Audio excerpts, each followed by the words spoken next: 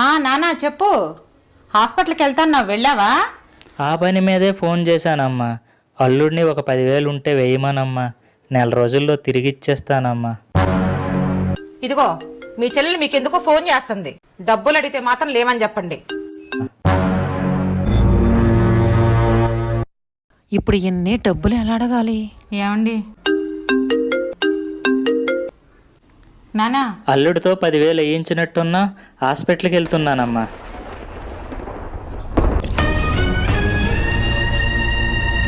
నన్ను క్షమించండి, మీ చెల్లెల విషయంలో చాలా తప్పుగా ప్రవర్తించాను.